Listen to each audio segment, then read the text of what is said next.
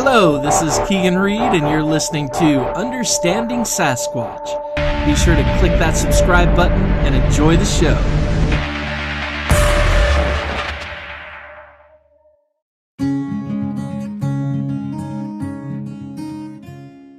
We would like to thank you for listening to another episode of Understanding Sasquatch, where high strangeness intersects with understanding. Sit back, relax, and enjoy as we take you deep into the mysteries of the Sasquatch people.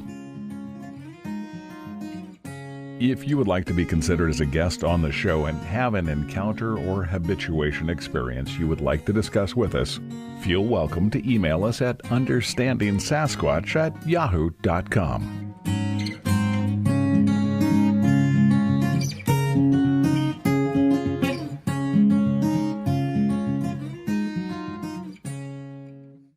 Please help to support Keegan and Understanding Sasquatch by becoming a patron on Patreon. Your support is very much needed and appreciated. Go to www.patreon.com/understandingsasquatch. Thank you so very much. Thank you for listening to another episode of Understanding Sasquatch. Today, we're going to have a very exciting and interesting show for you. We're going to be discussing the ancient history of planet Earth. We're going to get into ancient mythology. We're going to get into discussion of probably giants, little people, the ancient floods, the ancient civilizations of planet Earth.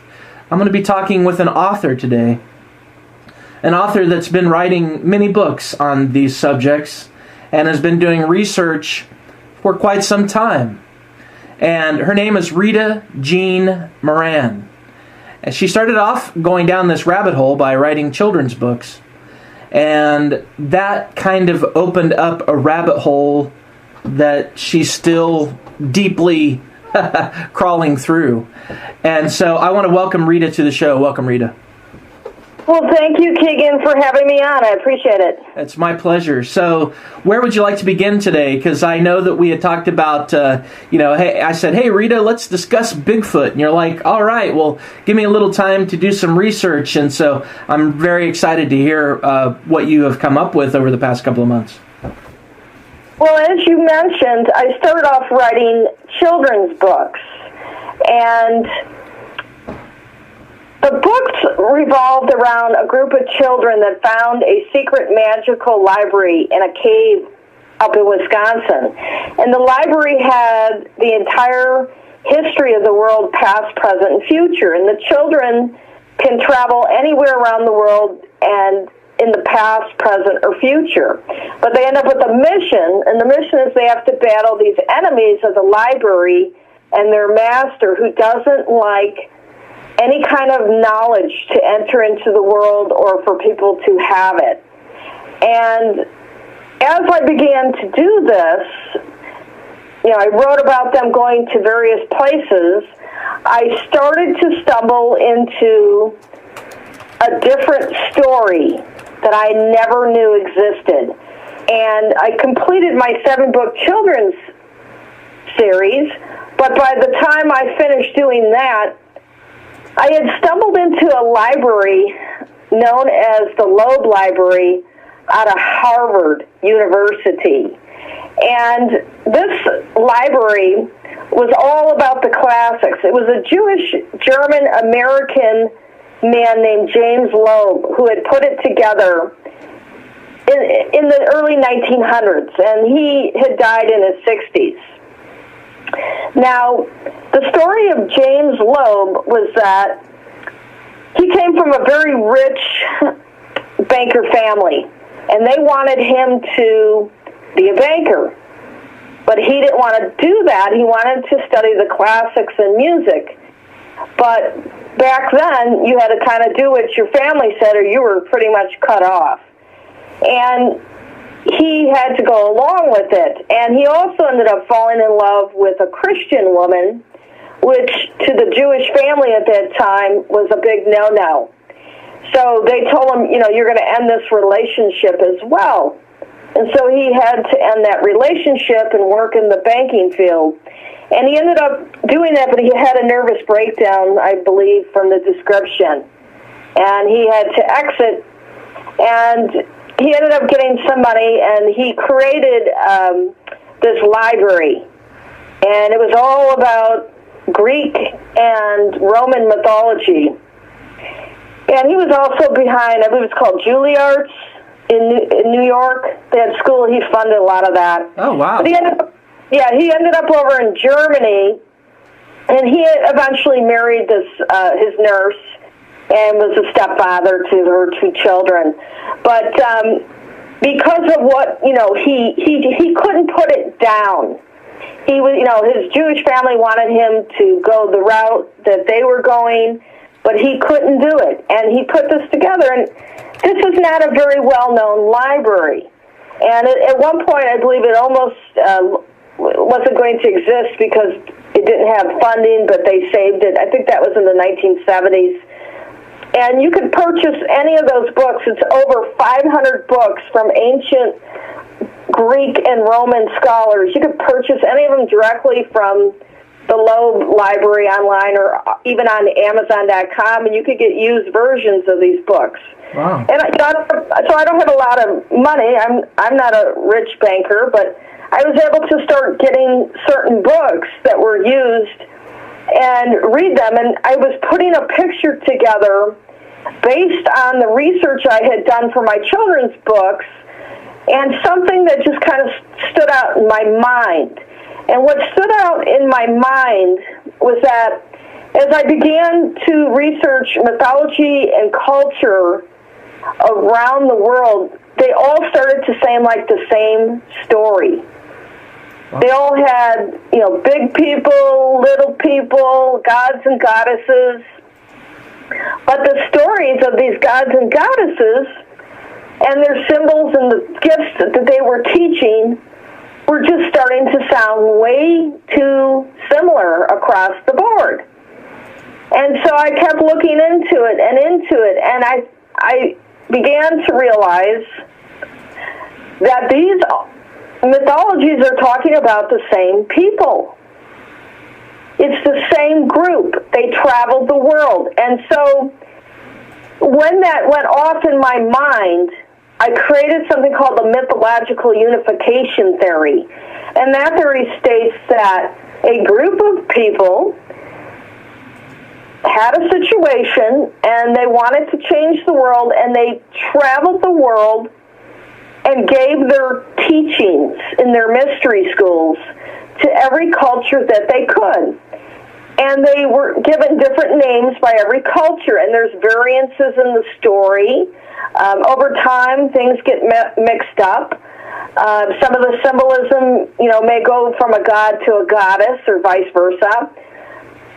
But that happens over time. It's like the phone game. As you tell, one person tells another, and on, some of the facts get messed up. Yeah. But I started to see, hey, there's something more to than, the notion that mythology was just to teach you good from bad. I started to realize that, in fact, that these were real people, whatever they are. And they were traveling the world, and it is the same people. And so as I put that thought in my mind, I went through this Loeb library, and I also went through other esoteric books, and esoteric in the fact that they're available to the public but not well known, whereas occult is hidden. Right. Okay, so that's the difference. Esoteric means anybody could get them. It's just not well known. You have to dig. And so I started to go through the list, the index of the 500 plus books out of the Loeb Library out of Harvard University. And I started to look for certain books that were around or about this group of people. Because there's plenty of books as well about the Caesars and the Roman Empire, all that, modern history. Yes. And for those that don't know, history is what is written down. prehistory is before anything was written down. Yes. So we have a historical record based on these ancient scholars who are currently defamed, and their work is said to be just about making a story up about good and bad, when in fact, during their time period, they were the equivalent of a PhD in history. Yeah. They were the historian. Well, not only that, they were very focused on oral tradition versus, Yes. That's the prehistory part as well, the oral tradition. Right. So I dug in this library, and I pulled out about 50 books. I was able to get about 50 books, plus some different books out of the British Library, and some other books. And I started to read, and as I kept going into these stories about Greek mythology, there was a story in there that nobody knows. I am the only one. And I am the only one who has put this story together, because I've looked, nobody else is doing it. And if somebody starts to say what I'm saying, you know that they got it from me. And I've been at this from 2010, 2013, I published the first of my Hidden Human Story series. And the story is this. There was a group of people, and we'll discuss their nature down the road in this show. But for now, we're going to say there was a group of people who started off in ancient Tyre. And Tyre is over by Israel and all that area, okay? Yeah. Ancient Byblos and all that. Okay, Tyre, I believe, is an island at this point. I've got to look all that up, but they were in Crete. They're in Tyre. They were in that whole area, that whole Middle Eastern, Mediterranean area. Is that Tyree or how is it? Tyre is capital Tyre. Okay. And Crete is a Greek island, and it's all in the Mediterranean. Oh, okay. Okay? Yeah. If you take a look at the map for the Mediterranean, and I'm going to be putting up the whole area covers North Africa and all of Southern Europe and Israel and Egypt, all that. So it tells the story of this family, and it was a matriarchy to begin with. It was based on the goddess and her descendants, and this goddess, who the Greeks called Chaos and the Sumerians called Tiamat, was the one who was establishing the order of how to live, and it was her descendants that were in this family. And she had a husband, and the Greeks call him the Abyss, and the Sumerians call him Abzu. Well, they had multiple generations between her and the equivalent of Uranus. The Greek Uranus would be Anu in Sumerian.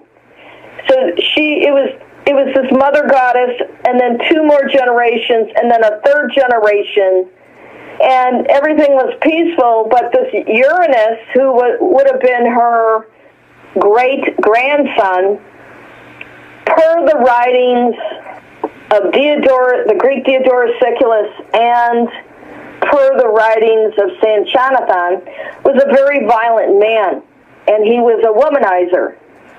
He had a main wife, and by the way, the content of what I'm going to be discussing is a little bit more on the adult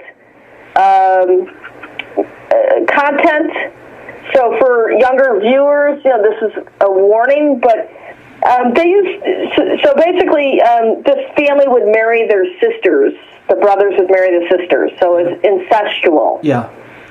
Okay, so this Uranus married, according to these mythologies, not according to me, according to what is written, he married his sister known as Gaia, or Ge.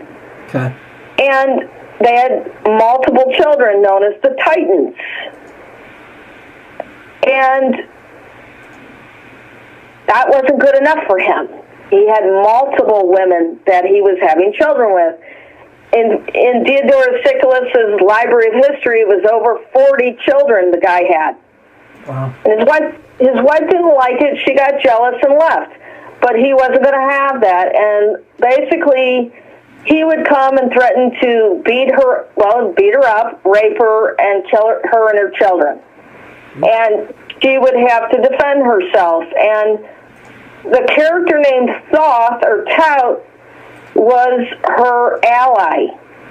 That is the Egyptian Thoth, who is not the same as Zeus' son Hermes. I'm going to make one other comment. As you read these mythologies in these books, there's always a slight difference between the story from scholar to scholar. And the other thing is, names are repeated. Like Bill, you'll have a Bill, and a Bill, and a Bill, but they're not the same people. You'll have a Susie, a Susie, a Susie. Likewise, you have to look at the content of what you're reading to understand who the person is, because there's multiple Apollos, there were multiple Zeuses, there were multiple Athenas. Okay, so these names were reused. In the same way that there were multiple Enochs. Exactly. Okay, so you got that. So you have to really flesh out the detail, and so that's what I was doing. And it said basically that this guy Uranus would threaten his sister wife, because he didn't want her to be independent. And so her ally, Thoth, would help defend her. And he took over mentoring her son, Cronus. Okay, Cronus is Saturn. Okay, he took over mentoring him. And they plotted that when he became a man, he was going to get rid of this father who was the king at the time, running this group. And basically, that's exactly what he did. He learned to fight with I think they call it a scimitar, if I pronounced that correctly, a knife. Scimitar, yep. He basically, after so many times of being threatened, he found his father and murdered him and castrated him by the river. Wow. And that is where you sometimes hear about the foam of Uranus in the water, in the ocean, creating Aphrodite. That's basically, in my opinion, it has to do with he was killed and castrated by the river, and from one other wife, he had a daughter named Astarte, who is sometimes confused with Zeus's daughter, Aphrodite. Wow. This would have been a half-sister of Cronus. Wow. And this is incredibly important, okay, to get this fact, because what happened then, Cronus took over, and his mother, was kind of like his guide, but Cronus married his half-sister initially Astarte, and she was a goddess of war. He eventually married his full sister, Rhea, which I'll talk about in a minute, after she had gone to Egypt and married Ammon. And she couldn't have children with him for some bizarre reason, and he cheated on her, and he had children with an Indian woman, so it would have been a biracial product, and that son was named Dionysus. Again, this is not the Dionysus that I'm going to be talking about. Here we have a name used over again. She didn't like that. She left. She went back to her brother Cronus, who went and fought Ammon. They got in a war, and then they settled, and he gave Cronus and his family lands in Egypt, and that's how they got their foot in the door in Egypt. Wow. And then Rhea went back to Cronus, and she had multiple children with him. Now, the fact that she couldn't have children with this man, to me, kind of reminds me of this Rh negative thing, which we could talk about later. If the woman is Rh negative and the man isn't, and she has a miscarriage the first time, she's not going to be able to carry the second child without some kind of drugs to prevent her antibodies from killing that fetus, because she's Rh negative and the fetus is probably maybe Rh positive, but that's a whole different issue. We can discuss that down the road. The bottom line is she couldn't have children with this Egyptian king. She had to go back and marry her brother, and then all of a sudden she had all kind of children. Okay, so now that might give you an idea why they were inbreeding. Yeah. Something was going on where they couldn't, the woman couldn't have children if they weren't marrying their brothers. Wow. Okay. Important. I can't prove it 100%. Yeah. But something very bizarre about why she couldn't have children with that king in Egypt. Wow. So she marries him, but his consort is Astarte, but Rhea is his queen. She's a full-blooded sister, and he is the ruler. Now, he had brothers, the Titans, and he was very close with Iapetus, and Iapetus can also go by the name Atlas. Iapetus is the father of Prometheus, and we're going to really get into this story here in a minute. But he also had a brother named Hyperion. Sometimes that guy goes by the name Helios. Oh, okay. He had children, a son named Helios. So again, here we go with this name used again, and it confuses the people unless you're into the story and reading it in its appropriate generation. Sometimes it could be confused. So he had this Titan brother named Hyperion or Helios, who was very well liked by the people, and he was teaching the people about the seasons. He was figuring out how the seasons worked, and he was teaching people about the sun and the seasons and the nature of our world. And he married his sister Basilia, and they had two children, a boy and a girl, Helios and Selene. And people loved them, and he started to move into a position of power.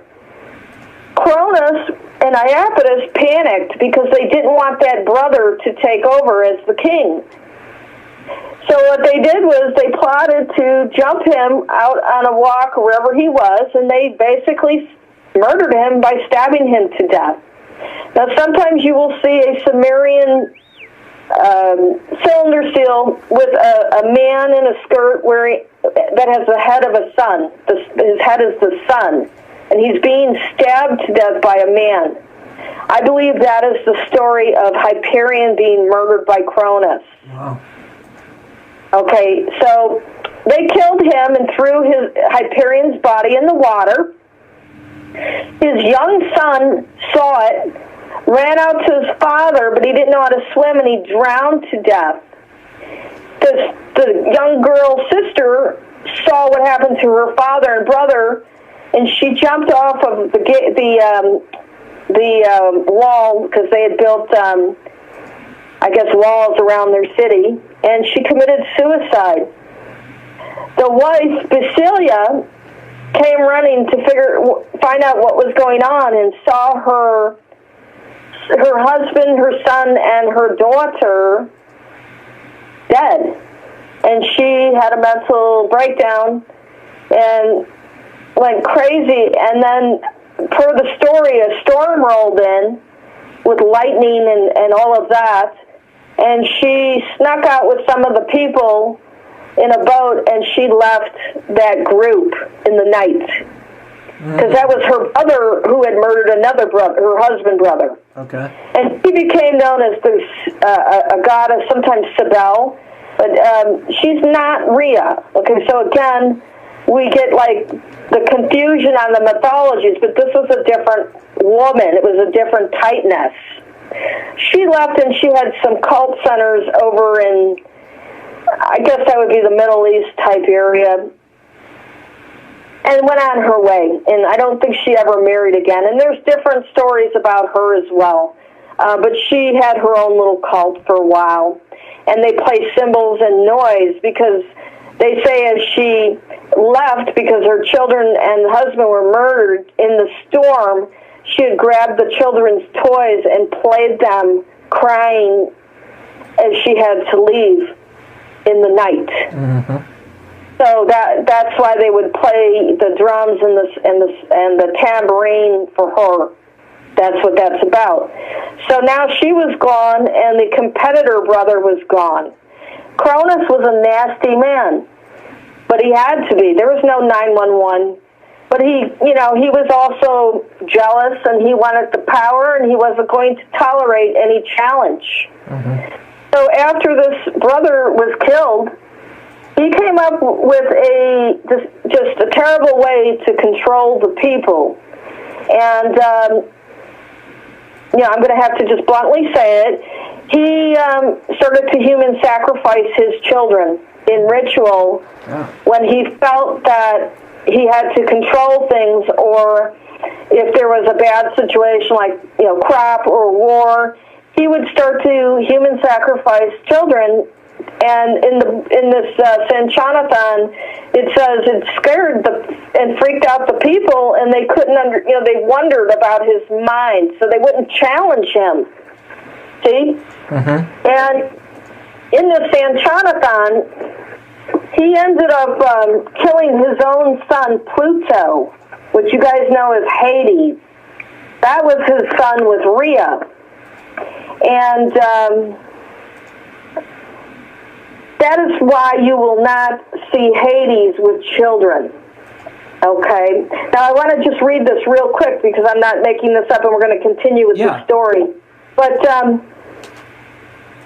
it says in Sanchanathon's History of the Ancient World, it says, "For Cronus, whom the Phoenicians call Il, or El, and who after his death was deified and instated in the planet which bears his name when king, had by a nymph of the country called Anabret an only son, who in the account is styled Eod, for so the Phoenicians still call an only son. And when great danger from war beset the land, he adorned the altar and invested his son with the emblems of royalty and sacrificed him, excuse me. So, end quote. So basically, he was killing his children to pretend like that was going to help them. Wow. Here is another one. Let me read this to you. Quote, Cronus,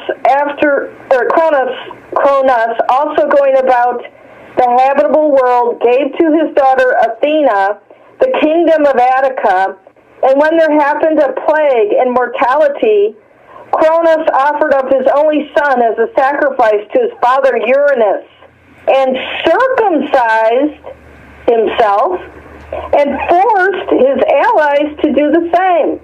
And not long afterwards, he consecrated after his death another son called Muth, whom he had by Rhea. Him the Phoenicians called Death and Pluto, end quote. So not only did he create human sacrifice of children, he insisted on circumcision.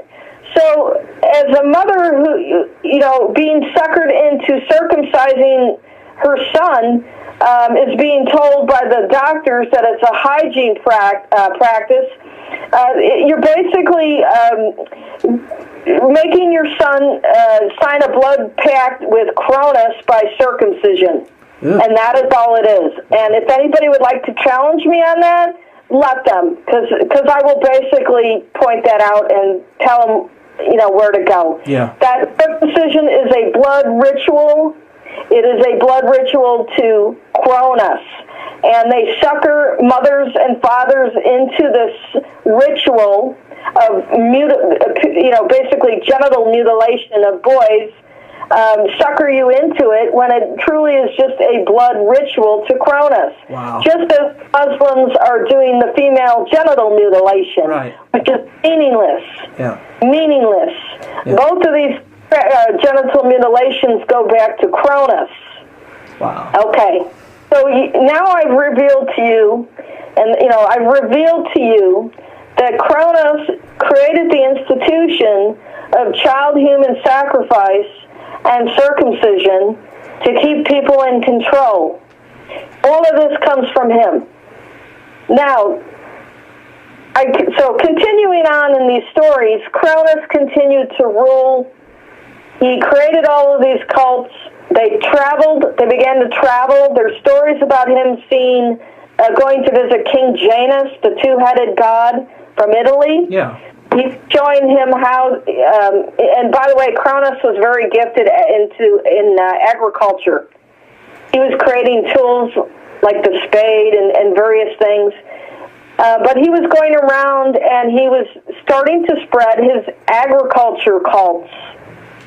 And he was in Italy with King Janus, and they were sharing rulership and honoring both King Janus and Cronus. King Janus is the two-headed god, he's the door opener. And he's honored in the month of January, and Cronus is honored Saturnalia in December around Christmas time. That's his honor. So that's where this comes from. And the problem was, this guy now is just completely off his rocker, human sacrificing children to control the people. And the goddesses didn't like that. So they had to figure out how to get rid of him and replace him with something better. And by the way, there was another problem during his time. That problem was cannibalism. Ugh. It was worldwide. Now you got to remember that the people didn't have agricultural knowledge. They weren't growing farms. They didn't know. They weren't making the metal tools, like the pickaxe that was an invention by Cronus. They didn't understand the seasons.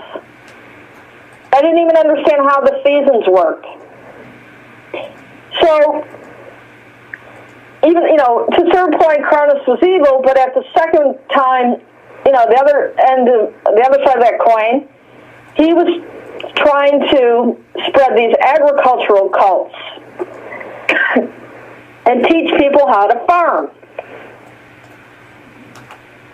And he, like I said, there was no 911, so he was creating these bizarre rituals to control people because people didn't behave. They were just savages. Mm-hmm. They would eat each other. That was the problem. Wow. They just, and so, but the goddesses, were like, okay, well, we got a problem. Look what he's created. So the problem was how would they get rid of Cronus and replace him with somebody else, so that it was smooth and it didn't create a problem again. So it eventually came down to one of his sons, Zeus, who was hidden on Crete in a cave. It was for him to replace his father, Cronus. There are stories, and I'm still fleshing it out, that you'll see pictures of Cronus eating his children. Yeah, I noticed that, yeah. Okay, so I don't know if the guy was eating his children as well. I don't know. And he was a Titan, right? Would he have been a Titan or a giant? Yeah, we're going to get into that. I don't know if Cronus was a cannibal. He is shown eating his children, but that could also be symbolic. But cannibalism was a problem. So his wife Rhea was hiding the children from him. She hid Poseidon on Rhodes and Zeus on Crete, and I don't know what she did with the girls. I just told you he killed Pluto. I told you that's Hades. He murdered him as a infant. So she had to hide the children. And when Zeus grew up, now there's variations that he went to war and he took over, or he took over peacefully. There's variations. I tend to believe he took over peacefully. It just seems so abnormal to eat your own children. That just seems so bizarre. Yeah, well, if it is to us because we could go to the food store and purchase food. Yeah. Any time of the day or night, right? Yeah. But imagine, and this is going to get into what happened in the past that got us to the state. Imagine that you have no farms, you have no stores, you're a hunter-gatherer, you're up against other people who will kill and eat you. Yeah. It's survive. You eat or survive. Yeah, it was like they had to sustain themselves, or else they were going to die that way. So right, and you also have anthropological evidence that Neanderthals were being cannibalized. God. But they don't really know who did it. Wow. But that's a fact. Everything I'm saying, it's backed up. They have the proof that cannibalism was going on. It was going on extensively in the Americas. We'll get into that in a bit. Gosh. So when Cronus was gone, Zeus took over. And Zeus was completely different. He didn't want any of that sacrifice ritual, none of it. But he was like the man in black. He was ready to kick butt, and he was trying to really spread the agricultural cults, and he was a very prolific breeder. He would just have as many kids as he could because he put them to work, and he would kill evil people. Like if you were a maniac, a cannibal, where you got hunted down, he sent not only himself but his children. And there's various stories he would send. Hermes had to go kill somebody for insulting the family. Wow. Just so that reputation was there, that you weren't going to mess with this family. Yeah. And so basically, in these books that I've talked about, we get into a very secretive thing. And the secretive thing is that, I've already told you that the guy, Zeus, was a prolific breeder, and he was putting his children to work to go around and create all of these queendoms and kingdoms and agricultural societies. But he had a daughter with his sister Demeter named Persephone. And Persephone was supposed to be incredibly beautiful and desirable, and everybody wanted to marry her, but Demeter didn't want that, and she hid the girl away in a cave, always in a cave, and we're going to talk about that too, in Italy. And there's something in there where she was in Nysa, NYSA, I believe, or NYSA. I believe that was in what's currently called Israel. She was there picking flowers, and her father abducted her, Zeus, and he impregnated her, and had kidnapped and impregnated her. Now, I don't know if he knew it was his daughter or it was just a beautiful maiden because she was hiding the girl away. I would prefer to think he didn't know it was his daughter, but he had impregnated her, and her mother was looking for her, and finally through a psychic who told, an oracle told her where to find the girl. And she went to Zeus and freaked out, this is our daughter, what are you doing? And they, basically agreed that, the child born would be given to Zeus and his mother Rhea to raise, and Demeter would take Persephone back home with her. And that's what happened. And the child's name was Zagreus. And Zagreus was supposed to take over the kingdom of the Cronides when he grew up. But I told you that Zeus was a prolific breeder, and he had also married Hera, his other sister, who was his official queen. So his sister Demeter was a consort. Hera didn't like the fact that Zagreus was going to inherit the kingdom, and she wanted her children to do that. Her son was Ares, and she had 4 daughters, and she had Hephaestus, the one who had a club foot, the hobbler, that she didn't want because he had a club foot. But she had Ares, who was the god of war, and she wanted him to take over the kingdom. And Zeus didn't want that. He wanted Zagreus. He wanted a quality of his spawn to be earthy, wise, strong, but gentle, and to lead the people properly. Hera didn't like that.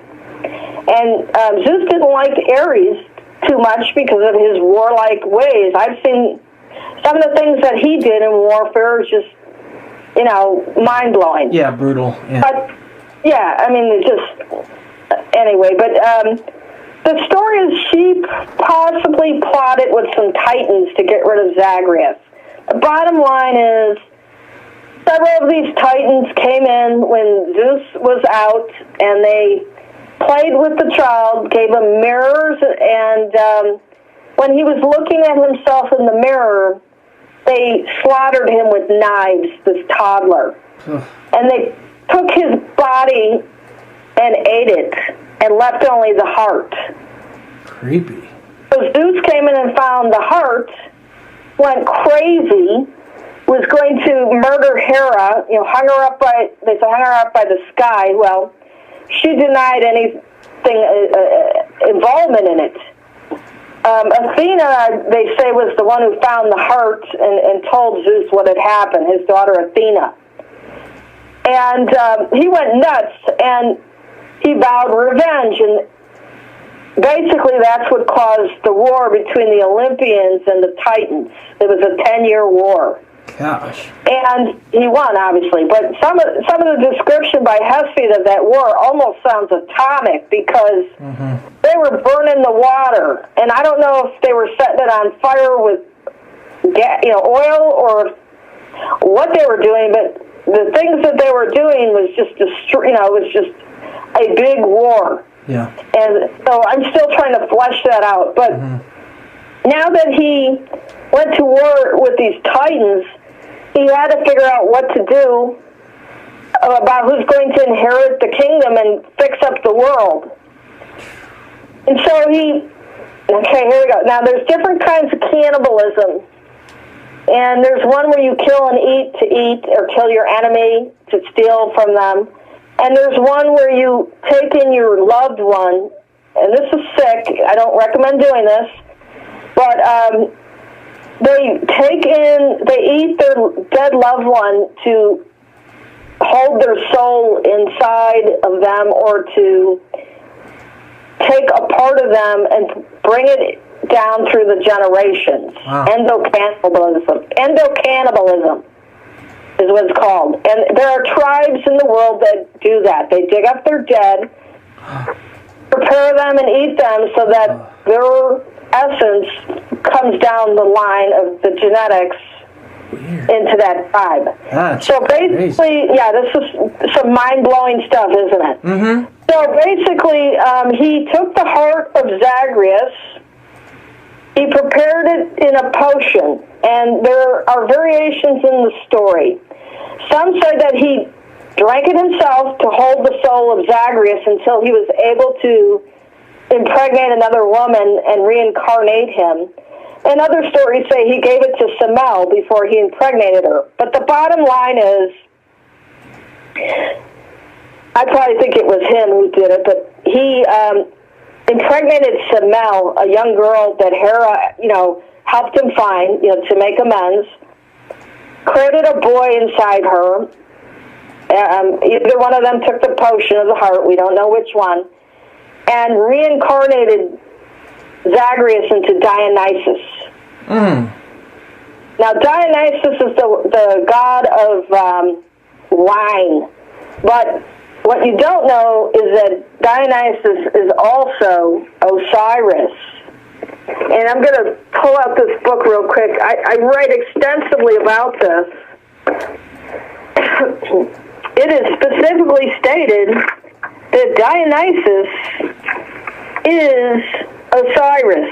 And I'm going to read this. This is from Diodorus Siculus's The Library of History. It says, quote, "And of the ancient Greek writers of mythology, some give to Osiris the name Dionysus, or with a slight change in form, Sirius.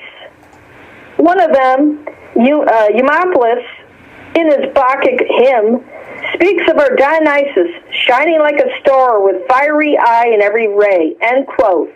I'm going to read a little bit more here. Osiris was the first, they record, to make mankind give up cannibalism.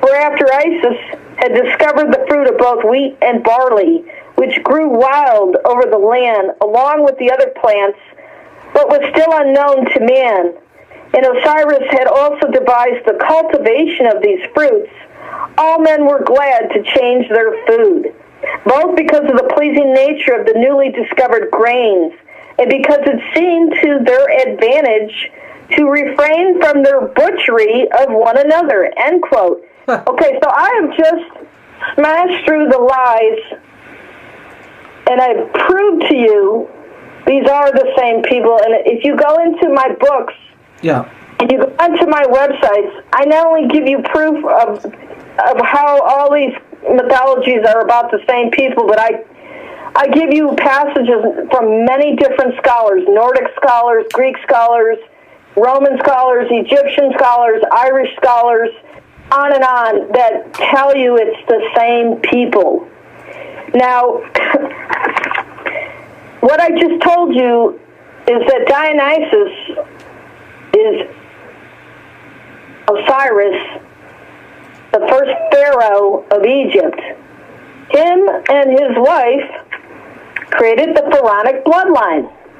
Now, his wife, due to our limitation in time today, per my research, is the same as Ariadne, who was the lady, it would have been his great niece out of Crete, the lady of the Minotaur and the maze. That was her brother. Okay. And the story is that she wanted to marry Theseus, who killed the Minotaur. He took her to an island, he abandoned her on Naxos, and she hooked up with Dionysus Osiris there. And I believe they went to Egypt and recreated themselves, or, different name. But his wife is the Cretan goddess you see bare-breasted holding two snakes. That is his wife, Isis. And it's the Greek Ariadne. And I get into my books, I prove that out through all the writing. Okay. So basically, now you know. And you have a heart that is called the Sacred Heart. And the Catholics, which I was raised Catholic, so, I know this. The Sacred Heart is incredibly important in Christianity. It is the heart that you see with Jesus Christ and the Virgin Mary. It is always shown. I believe that heart is the heart of Zagreus. And that I believe Jesus Christ was pharaonic. You can look at the works of Ralph Ellis, who does a wonderful job on some of this. Yeah, I'm familiar with Mr. Yeah, Ralph Ellis. Yeah. He believes he's pharaonic as well. He was the king of Edessa. I would tend to agree that Jesus Christ was pharaonic.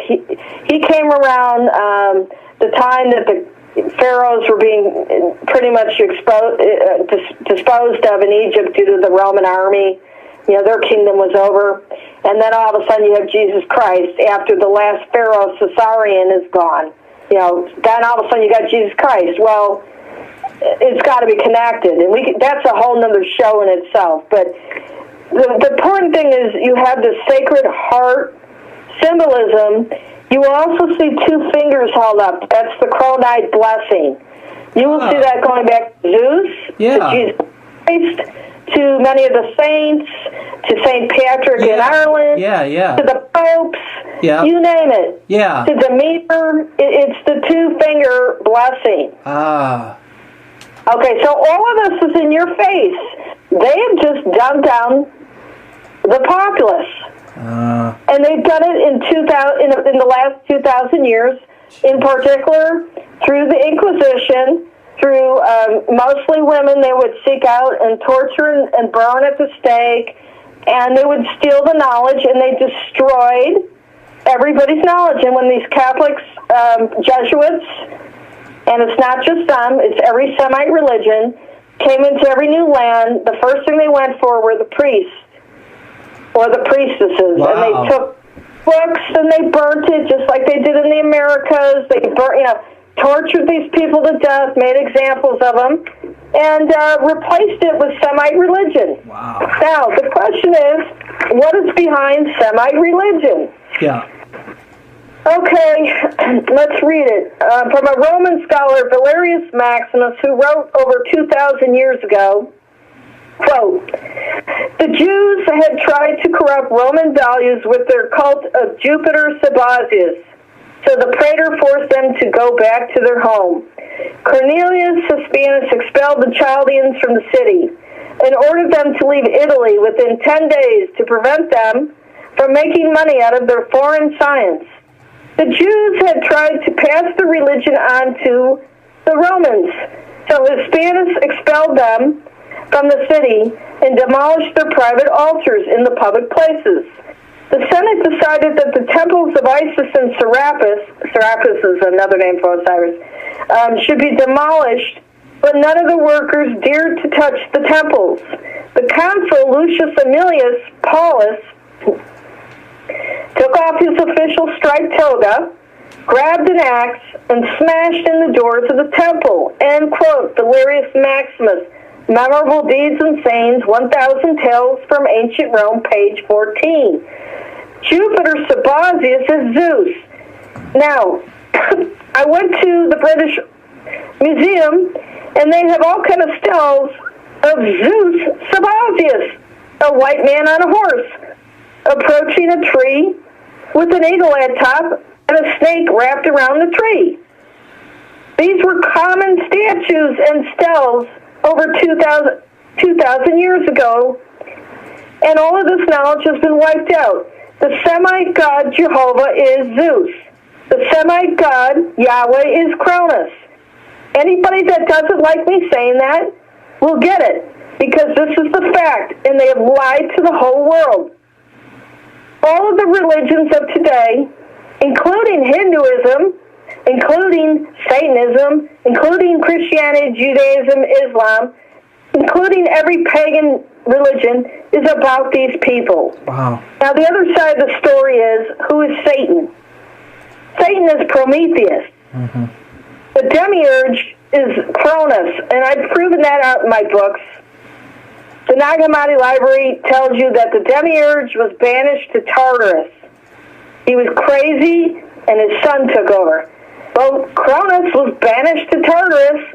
He was crazy, and his son Zeus took over. Now, Prometheus is Satan and Lucifer, and you may go to the Church of Satan on their website, and they'll tell you that Satan is a modern Prometheus. You may also see that his other name in Egypt is Set. You can go to Michael Aquino's Temple of Set, and it will have an upside-down pentagram. Wow. Okay? This is the other names for Satan. Set. Set is the other god in Egypt who plotted to murder Osiris. He said that he had a relationship with his wife, impregnated her. That created Anubis, the dog-headed god. Ah. So Set, Prometheus, Satan, didn't like that. He didn't like that Osiris Dionysus was rising in power. They plotted with people, and they tricked him into a coffin when he got back from all of his campaigns. Then they sealed it up and threw him in the river where he died, and his wife had to retrieve his body. Now, there's multiple versions of that story as well. So now you have the second murder of that soul, Zagreus. The second time. You'll hear twice born, thrice born. That's where that comes from. It's a reincarnation theme. Wow. Now you have two bloodlines competing in Egypt because Isis was still there with the sons. And by the way, Dionysus, Osiris, and Ariadne Isis had multiple children, not just one named Horus. But Horus took over. But Set was the Setian kings, and Prometheus had red hair. That is specifically stated in multiple texts. He was red-haired, Caucasoid. Wow. For Caucasoid people. So they're lying on that, too, when they try and tell you that the fire comes from is his red hair. And Prometheus is also the god of fire and arts. Uh-huh. Right? Yeah. He also credited as creating man as well, not woman. I bet he so you have to look at all of these puzzles. I would guess that he was probably part of transferring the knowledge of agriculture as well. Yes, but also what Prometheus is famous for is the arts. That's why you have Freemasons, the arts and sciences. Yeah. Teaching people how to create fire and to cook. Mm-hmm. But they took it, he was teaching them to do like animal sacrifice to the gods.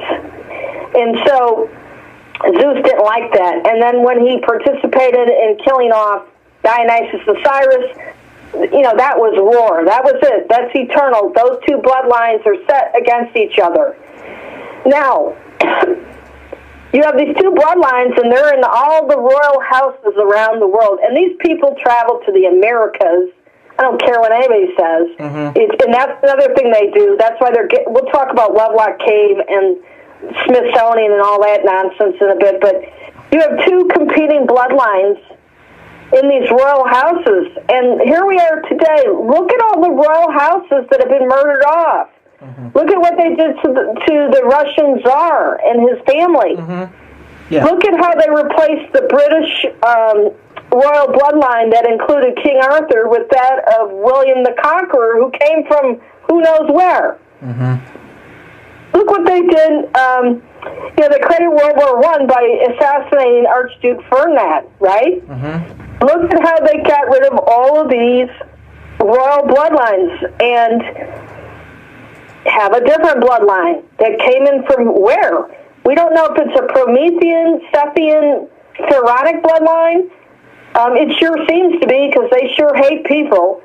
And they got rid of the Osirian bloodline that was to lead the people. Now, so now I've revealed this is what's going on. Zeus is also Odin. In Snorri Sturluson's The Prose Edda, he says in the Gylfaginning, if I pronounce this correctly, page 22, quote, "Next they made for themselves in the middle of the world a city which is called Asgard. Men call it Troy," end quote. Okay, so there you go. Troy is like it's modern-day Turkey, but that's the Asgard. Zeus was all up in the Nordic countries, Sweden and Norway and all that. He was up in Germany. Scythians, he was involved with that. He made a son with a Scythian woman who became the leader. What they did was they used calculated breeding. They made as many children as possible to run the show, and they used calculated murder, kill off your enemy, or kill off a crazy person, or the other flip, kill off a Chronite, or somebody from Zeus, his bloodline, an Assyrian. So you have two bloodlines that have ruled this world, and there is a timeline in these books. There is a timeline when these people lived. And it says, from Diodorus Siculus' The Library of History, Volume 1, page 73, quote, "The number of years from Osiris and Isis, they say, to the reign of Alexander, who founded the city which bears his name in Egypt, is over 10,000, but according to other writers, a little less than 23,000. So I just told you that these people lived anywhere between 12 and 25,000 years ago from today. And when you look at the Egyptian scholar Manetho's timeline of pharaohs, I kind of put it at between 15 and 19,000 years ago. Mm-hmm. So this is when these people were living. It's there. And they have wiped out the knowledge of these people completely, except for me. Out of 7 billion, I'm not trying to be arrogant. I don't know why it fell in my lap. I don't understand that, why it's bitten. Right. I have all kind of responsibilities in life, and I don't make money on any of this. Right. I've spent more money. Yeah. I'm in the hole, debt, not debt, but, the money I've spent to get to this point. Sure. I never made any of that money back in my book sales. Wow. I don't ask for donations. Yeah. I don't know why this was in my lap, but I believe very strongly in this, and I know I've backed it up with all the books. Yeah. So what they've done is they've wiped out the knowledge of these people. Wow. And they're doing it still, and they've forced us on these Semite religions with the invisible man in the sky, unknowable, you can't say his name. He tells them that it's okay to rape children. He tells them it's okay to cut your head off if you're not of that religion. Right. It's okay to cut your children's genitals. All of these crazy things that never came from the Cronides, as in Zeus. The human sacrifice and cannibalism came from Cronus and the Titans. Yeah. That's true. And look what we got going on in the news. We don't know what these people are up to, but Yeah, you know, exactly. they have gone from one end of the globe to the other and have forced us on this and not telling the truth. Now, this is who these people are. Now, in a human sense, they're described as white, Caucasoid, incredibly tall. Zeus is described with dark locks. That would be auburn hair. Prometheus has got red hair. Hera has blonde, golden hair. These were described as Caucasoid people. And you may debate me any way you want, but I'll pull out the Book of Enoch from the Ethiopian version, and it tells you that the god that they went to see was as white as snow. Wow. It's as white as snow. Wow. But here comes the mystery. While everything I just described to you describes these people as human, I would say possibly from Zeus on, most definitely from Osiris, Dionysus, these were human-type people, incredibly tall, but there's something different about them. And this is going to be the mystery. And let me know if I'm just going, anytime you want me to stop, let me know, but I can keep going. No, I'm following along. I'm following along. You're doing fine. Okay, so I told you who your rulers are. I told you who are the people in these royal houses. I told you that one side was cruel, practiced human sacrifice of children, practiced cannibalism, and they hate people.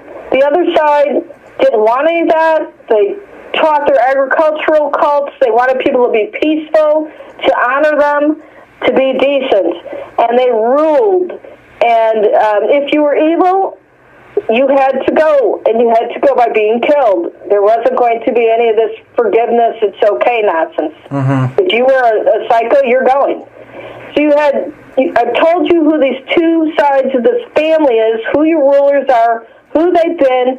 The timeline is 12,000 to 25,000 years ago.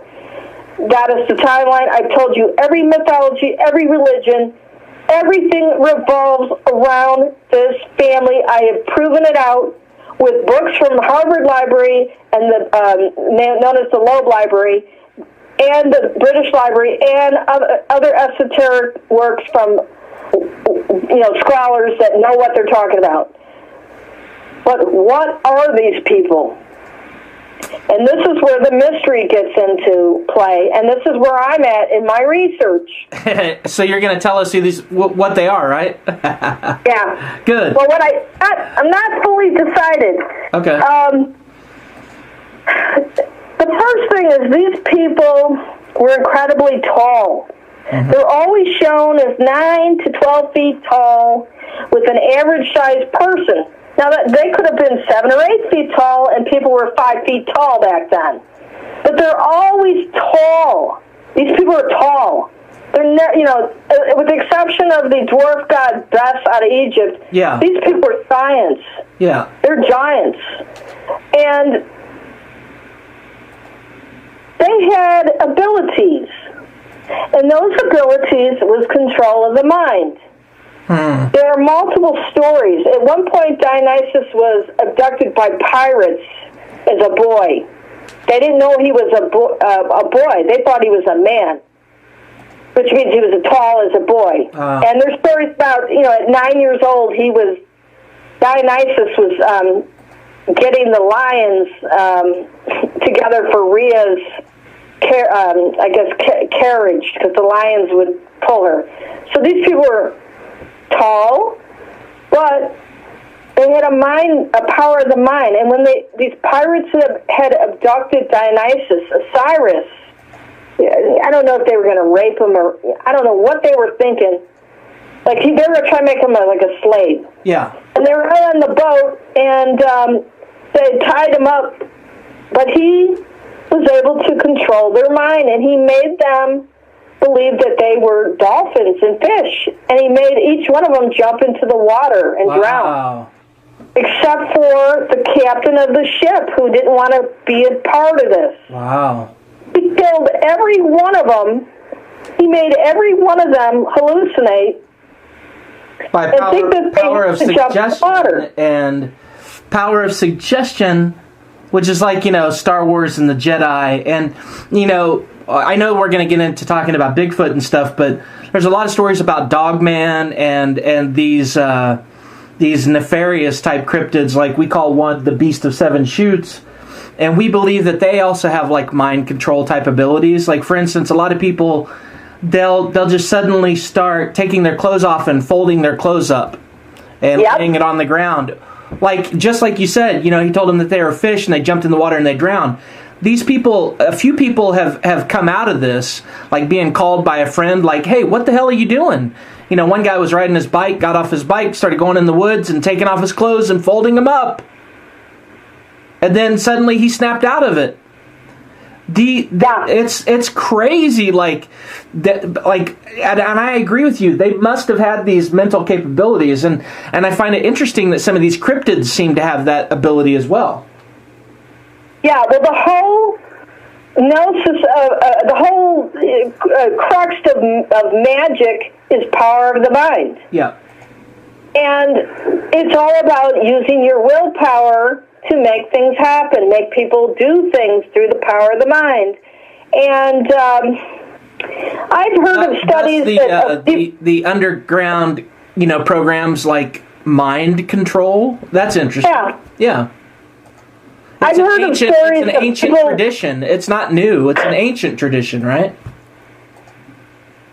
That, or it's some kind of a genetic ability, because.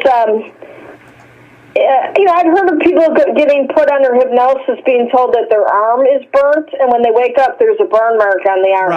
Right, yes. Okay, so what you've done is you've caused your brain to connect into all of the nerves into that part of the flesh and react as if there was a burn there. Mm-hmm. Okay, so there's a lot to this, but these people, like when Zeus would abduct women, they didn't see him as a man. Like, one woman saw him as a golden rain. One saw him as a bull. I think it was Europa saw him as a bull, and she got on his back thinking he was a bull and went with him. Wow. So, and Hera would torture the Heracles, one of the children of Zeus, mentally. Like, she would put thoughts in his mind. He was so afraid of her, and it would drive him crazy because she hated Heracles. She hated him. And he was afraid of Hera because she could control his mind. Wow. So these are the stories that we need to start looking at to figure out what's going on. And this is where I'm at, because I've just revealed, 12 to 25,000 years of history to you, and I've just blown, hopefully blown your mind that your religion is a lie and it's based on these people, and so is everything. Now, what are these people? We know that they have descendants because most of the European people in Europe test genetically related to the pharaohs out of Egypt, the white men. Mm-hmm. Okay, that's another reason. I think we got some kind of stuff going on, which we'll talk about later, but most of the people in Europe are related to these people. Some of the Asian people are. The Persian people come from Perseus and the Ethiopian queen. Heracles was all over ancient Iraq. Heracles is the equivalent of Gilgamesh. So we are their descendants. We are their descendants, but Prometheus had multiple wives as well. So his descendants are all over. And by the way, Iapetus is the equivalent to the fallen angel Buraquiel, because both of them taught the science of astrology. I proved that out in my books. And Cronus eventually buried him underground because he suspected him of trying to take over. So that would have been the second brother he murdered. So here's your fallen angels as well. So have you branched into research on where they may have came from outside of Earth? Like, I was listening to Richard Hoagland the other day, and he was talking about how, the solar system has all these ancient, our solar system, through time we're going to figure out that there's all these ancient building sites and archaeological sites throughout the planets and the satellites, the moons of our, what we think are moons, throughout our solar system. And, he said that he believes that our entire solar system was populated by numerous, starfaring civilizations. And so, I'm kind of wondering if all of what's going on Earth is really just a continuation of what's been going on outside beyond the Earth. I'm going to tell you what I think, and it's not going to be popular. And it's probably going to make some people mad. I don't think anything comes from outer space. I think everything originated on this planet. Wow. I think they took this planet down to ground zero multiple times, and they had to restart. I believe through some of the stories of Edgar Cayce, that at least 3 times they've dumped this planet down to ground zero. Yeah, I think that there are stories of these objects that these gods and goddesses had that gave knowledge, and they sound like computers. Mm-hmm. The Mies gave knowledge, and those were coveted. Those passed from Tiamat to her son, Kingu, who was killed. Anu took it. Then it went to El Cronus. Cronus' other name is El. Then it went to Zeus, who's Enki. And anybody, I get a lot of people tell me, Enki is Cronus, and then Lil is dead on their brothers. They're not. You have to look at the stories, because Enki had a relationship with his sister, Ninursag, and made a girl who he had a relationship with. That's the same story as Zeus and Demeter and Persephone.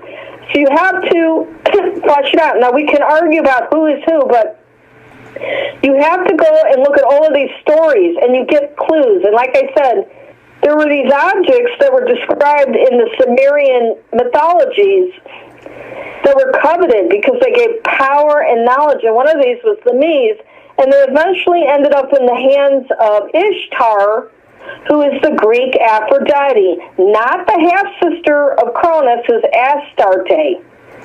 Aphrodite had multiple sex partners and multiple children, and she was different, whereas the men tended to have multiple partners. But they didn't just, have a main wife, and that was it. So these objects ended up in her hands, and that's how she created ancient Sumer. Wow. Gave the knowledge to her priest. Now, these people were creating, and I want to talk about Bigfoot or Sasquatch. Yeah. Whatever these people are, and I believe they came originally from Earth and took this place down multiple times. They had scientific knowledge. Now, they're always credited with creating humans, whether in a lab or whatever they did, or, sexually, they'd have a relationship with a human, and that would create a Nephilim or a demigod. But they were creating other things, and I talked to you about this before. They created something, I believe is your Sasquatch, named Enkidu. Mm-hmm. Okay, I want to just... Okay, I told you that Heracles is the equivalent to Gilgamesh and the equivalent to Thor, because Thor has a hammer, Heracles has a club. They're both worn as pendants. Gilgamesh was strangling a lion, just like Heracles, the Nemean lion. Same thing. But he was a demigod. He wasn't fully God, and that's, probably why he couldn't handle the control of the mind by Hera. But He was not a very nice person. Gilgamesh, Heracles, whatever.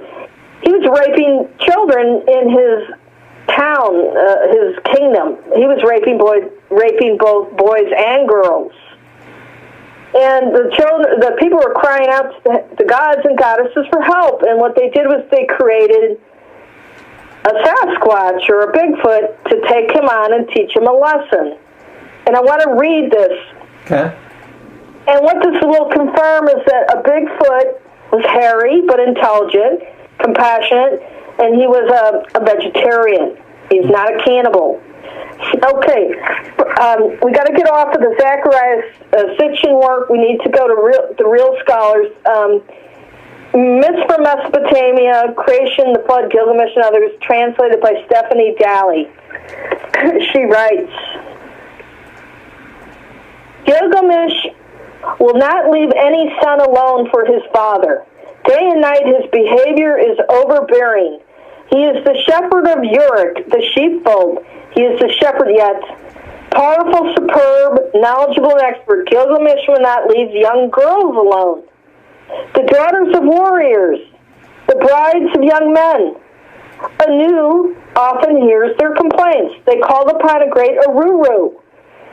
You, Aruru, you created mankind.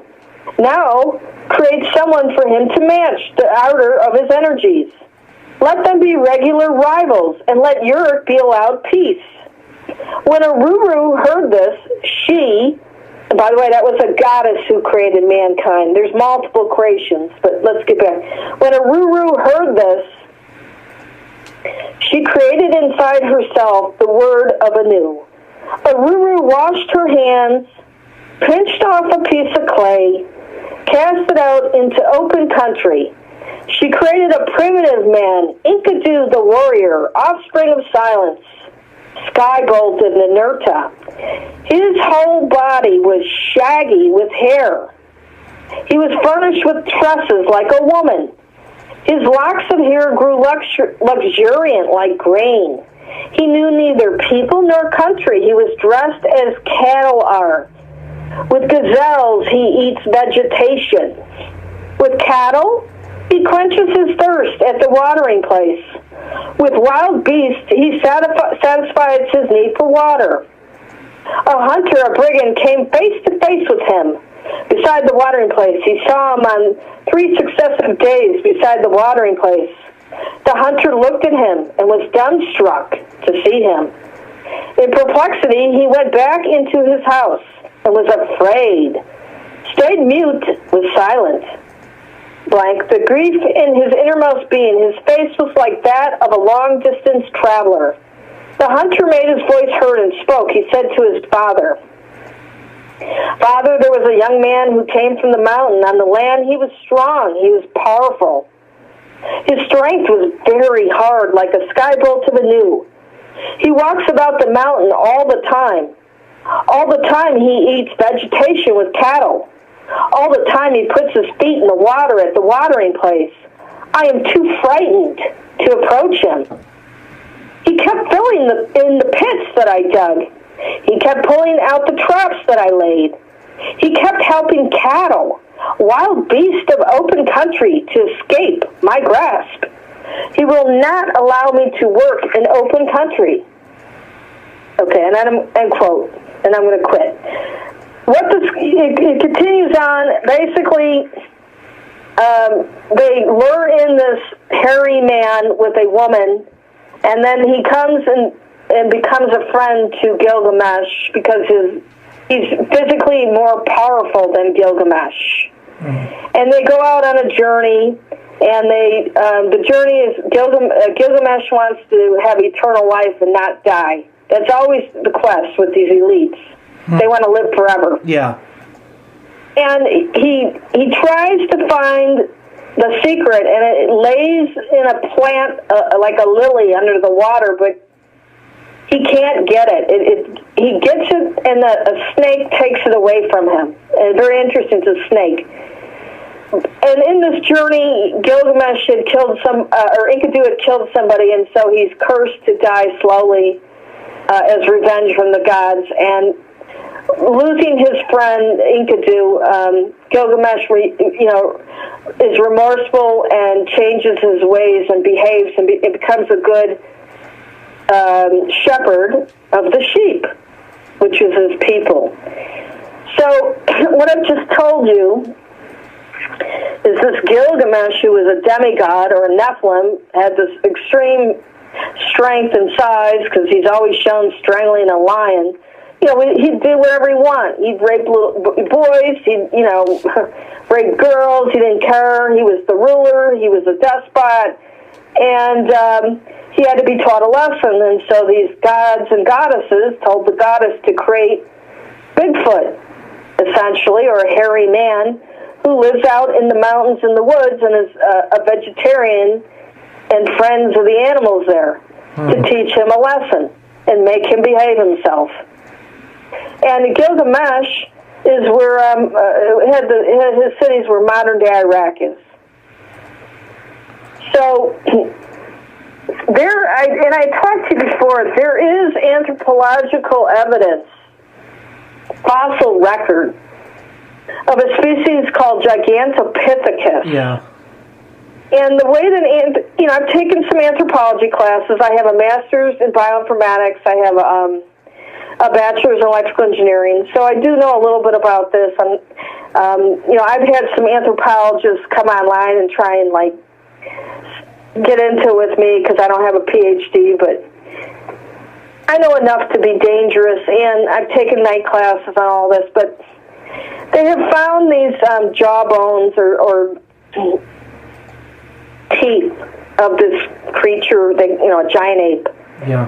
And they know it's an ape because it's a rectangular shape. A human has more of a rounder, oval type shape with the teeth.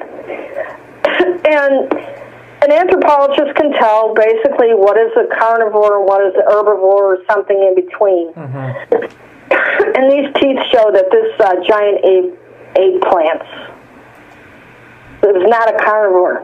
Yeah. It ate plants. And so, and they say they estimate that this Gigantopithecus is 9 feet or more taller. That seems to match your Bigfoot. Wow, that makes me wonder, do you think that possibly then, are you saying that the chimera or the species of Bigfoot maybe actually was a progeny or a creation to kind of counter these nefarious, are we going to call them Anunnaki? What would we call them? Just giants or Anunnaki were the gods. Sumerians, they say, were black-headed, which I don't know if they were Indian or what. I would call them demigods or Nephilim. Okay. Yes, and that's what the mythology says. You think they came from Earth, but where do you think they came from? Do you think they evolved, or do you think what are their origins if you don't think they came from somewhere else? You're talking about the Bigfoot? No, I'm talking about the Anunnaki. Where do you think they? That's our next subject. Earth, where did they come from? Okay, that's our next subject. Okay. So, first of all, I'm just going to make it clear. I'm just telling you what the mythology says. Right. No, I'm not arguing with you. You know that. I'm not arguing. It's not Rita Jean Moran making it up. No. Or my theory. All I'm doing is reading to you what's in these books. Yeah. No, I'm just saying telling you about. That's a natural question. I'm sure our listeners are probably wondering the same thing. Yeah, I'm telling you what they said, that they created, these gods and goddesses created humans to be their children, because I found, they enjoy having offspring with us. Yeah. We're their workers, we dig up things out of the earth for them, the metals. They created this Bigfoot to take on Nephilim or demigods who are out of control. Right. Guardians the Native of the American woods. Indians have the same story, by the way. Wow. I don't know if you know this or not, but the Native American traditions, I'm part Cherokee and part Blackfoot. I didn't get this, I didn't come up with this. This was actually passed to me from Kat Hansen, who is a regular co-host on the show. And what she said was there was a time when the giants were eating and killing the Native Americans. They did it to everybody. That's in the Book of Enoch. What they did is they got together and they put their magic together. And they created these dogmen type beings, literally from all the nastiest magic they could come up with. They created, in a mystical, metaphysical way, they brought forward this dogman type creature that was literally put in place to do the exact same thing that you just described, that Bigfoot was put in place to put Gilgamesh in check. They literally created these beings to fight the giants that were killing off the Native American Indians. Now, isn't that interesting? I would 100% agree with that, because to me the dogman is a werewolf, or what fits in the description of a German berserker. If you look at what a berserker is, it's a man with a dog or a wolf's head oftentimes, and they were the warriors of Odin, who is Zeus, and when he would go to war with the giants or the titans, he would bring his berserkers. Wow. Do what they had to do, and a berserker, there was nothing, you couldn't stop them. Wow. And isn't that the description of a dog man who's angry or a wolf? Yeah.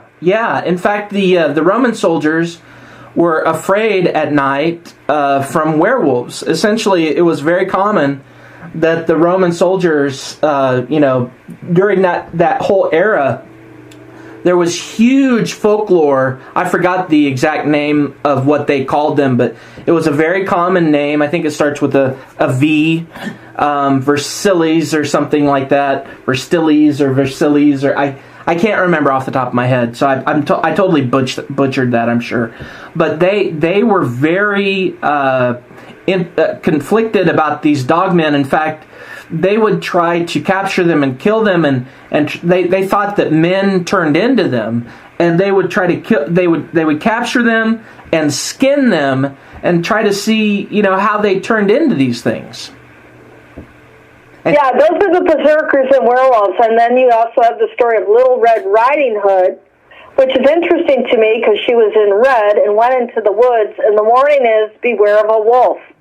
And then you have the stories of missing people. Now, I'm not blaming dogmen, it's that, but the fact is that there's a story behind those ancient classics. Is you need to be careful going out in those woods. I wonder if Bigfoot is kind of because these hybrids probably bred with humans, these dogmen, and I wonder if Bigfoot is actually kind of a hybridization of us and these dogmen. That over time they had more of an appearance of a face more like a gorilla or like us, but in reality they might have been a hybrid extension of these chimera type dogmen type beings. I think they're different because from everything I've seen on the Bigfoot, it's more of a gentle creature that is meant to be a vegetarian and guard. Yeah, and very secretive. Yeah, but Bigfoot can also be a warrior. Yeah, and can fight. Yeah, and that's the story of Gilgamesh and him, and they're protectors. They're protectors of the forests, and they're protectors of. A lot of people will say, and Native Americans, some Native Americans are like, I've had a lot of people leave a lot of really harsh comments that.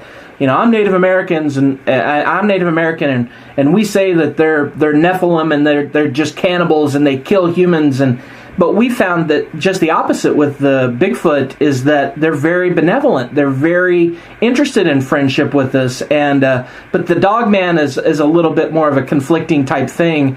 The dogman, if it is more of a berserker mentality, if you present a threat to it, then it's going to react. Yeah. But then here's the other thing. You're in a woods. You don't know if you're coming across a bear, a lion, cougar. You don't know if it's a crazy human. Because I grew up in the woods and farming area, and that tends to attract a lot of mental cases that want to dump bodies. and do dirty stuff because they're isolated and no one's around and they can get away with it. You know, and I've always said that these beings have always seen the worst side of humanity out in the woods because that's where they do the nefarious type things. That's where they have these strange rituals, you know, out in secret. Exactly. And so they've got to be very skeptical of humans. That's where psychopaths go out and kill children and rape people and all kinds of horrible things. So, you know, they probably look at us and go, you know, you guys play like you're these really good beings, but we see a side of you that we think you're incredibly dangerous, and we see how horrible you are to each other. You know, no wonder they don't really want to have much to do with us. Right. I mean, I think, you know, everything has its good and bad. So nothing is 100%, you know, rainbows and unicorns and all that, but you don't know what, you know, it's just wherever you're at, you know, you need to know your area, and you don't know what you are up, you know, if there's bear, you know, instinct or their nature's going to kick in and you want to play around with it, you might get eaten. Yeah. So, or a cougar, just same thing, or crazy humans. You don't know what you're dealing with, so you need to just be careful and pay attention, and I wouldn't attribute every disappearing person, you know, to that, because there's plenty of weirdo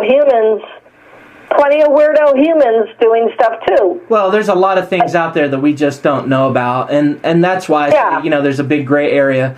And somebody made a comment the other day that, you know, David Paulides has written these missing 411 books, and he's never made any specific conclusions on, you know, what is the source of all these missing people, because there are a lot of different sources, but there are a lot of things going on this planet that we still are clueless about, that we still, these orbs and all this stuff, that we just don't understand still. We just don't. Now, maybe the elite know, but we sure as hell don't. The average citizen is clueless. Well, I think the average citizen, because of the internet, is catching up. It's a different world now. Now, I want to, you know, we're down to about 25 minutes left. If I could answer your question. Yeah. You asked me, what are these gods and goddesses? Because we've talked about humans, we've talked about demigods, we've talked about Bigfoot, we've talked about Dogman. Even, you know, you just talked about orbs, could be ghosts, you know. But we haven't talked about what are these gods and goddesses? Are they human, or are they something else? And that is where my research is at.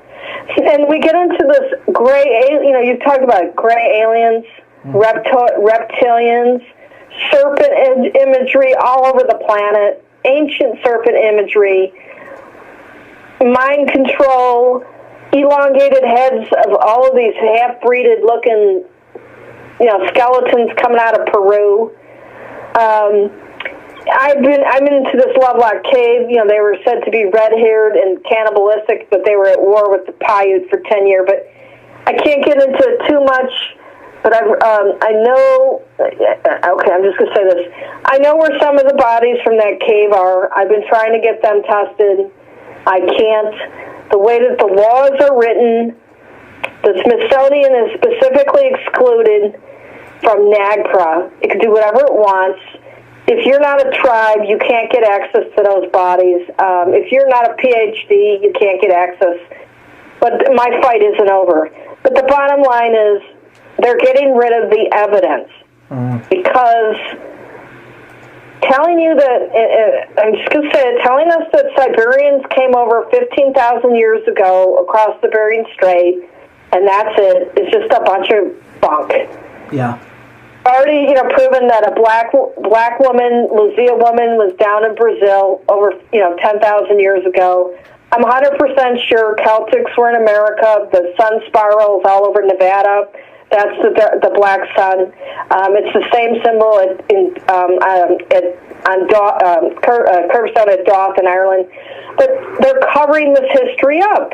Mm-hmm. But why? And there's something called head binding. Right. That's back where they would wrap, the Chinook Native Americans did it, and it would make the head shape go backwards, elongated. But some of these heads are huge. It's like there's no way that this binding is going to create a brain capacity or a head that large. No, they were just replicating the structure of these skulls. In fact, the Brian Forster did research on the Paracas skulls, and what he discovered is that the brain volume of these skulls is 25% greater than the standard human volume, and they have different plate structure of the skull. In addition, the weight of these skulls are 60% greater than the weight of our skulls. So these absolutely are much different than us. Now, of course, they've found elongated, skulls that are like ours, but they've found these other skulls that have completely different plate structures. They're 60% heavier, and they have 25% greater brain volume than we do. So, there's something going on. There definitely is. There's these other races that, for whatever reason, they're sweeping it under the rug. And, what is it that they don't want us to know? I just don't understand. Right. Right. And that is the nature of what these people are. Now, everything I just told you about these gods and goddesses described as Caucasoid with the hair color. Okay, we have a problem, though. The problem is, in Semitic writings about 2,000 years ago, these gods and goddesses are called archons, and they're described as androgynous, starting with Cronus. I haven't come across anything that describes the eye color or hair color of Cronus, or the goddess Tiamat, or any of that. I have plenty of writing that tells me the physical qualities of Zeus, Athena, Hephaestus has a club foot, all of this. I have plenty of that. I have not come across any classical writing that gives me a physical description of the Cronus and the gods and goddesses before him.